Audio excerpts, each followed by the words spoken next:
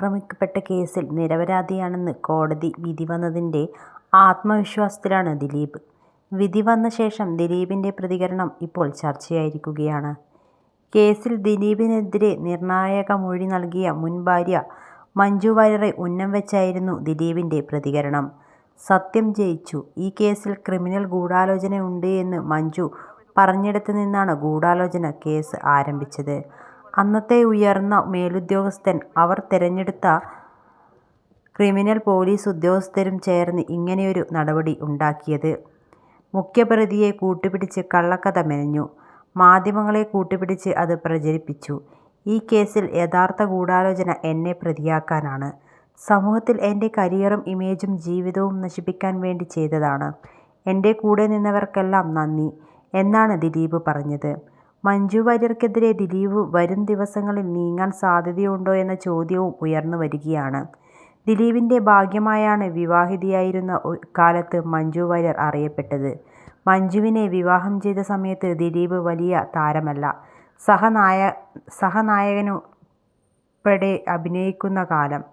എന്നാൽ മഞ്ജുവിനെ വിവാഹം ചെയ്ത് ശേഷം ദിലീപ് വെച്ചടി ഉയർച്ചയുണ്ടായി. നടൻ ജനപ്രിയ നായകനായി വളർന്നു. സിനിമാ രംഗത്തെ പ്രബല സാന്നിധ്യമായി വളർന്നു. സിനിമാ രംഗത്തിന് പുറമെ റിയൽ എസ്റ്റേറ്റ് രംഗത്തും ശോഭിച്ചു. കോടികൾ കുമിഞ്ഞുകൂടി. എന്നാൽ മഞ്ജു വേദനയോടെ സ്വന്തം മകൾ പോലും ഒപ്പമില്ലാതെ ദിലീപിൻ്റെ വീട്ടിൽ നിന്നും ഇറങ്ങിയ ശേഷം ദിലീപിൻ്റെ കരിയറിലും ജീവിതത്തിലും തകർച്ച തുടങ്ങി. സിനിമയിൽ പരാജയപ്പെട്ടു. ഇതിനിടെ നടി ആക്രമിക്കപ്പെട്ട പ്രതിയായി. കരിയറിൽ ദിലീപിൻ്റെ പൂർണ്ണ തകർച്ചയാണ് പിന്നീട് കാണാൻ സാധിച്ചത്. ഇനിയൊരു തിരിച്ചുവരവ് ദിലീപിന് ഉണ്ടാകുമോ എന്ന് ഉറപ്പുമില്ല.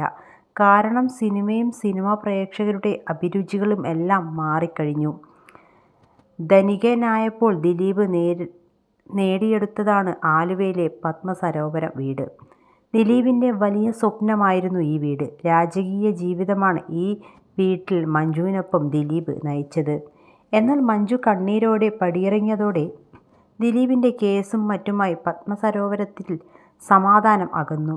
കാവ്യയുമായുള്ള വിവാഹശേഷം ഇരുവരും ഈ വീട്ടിൽ കുറേക്കാലം താമസിച്ചിരുന്നില്ല. ഇരുവരും കുടുംബത്തോടൊപ്പം ചെന്നൈയിൽ താമസമായിരുന്നു. മീനാക്ഷി ചെന്നൈയിലാണ് പഠിച്ചിരിക്കുന്നത്.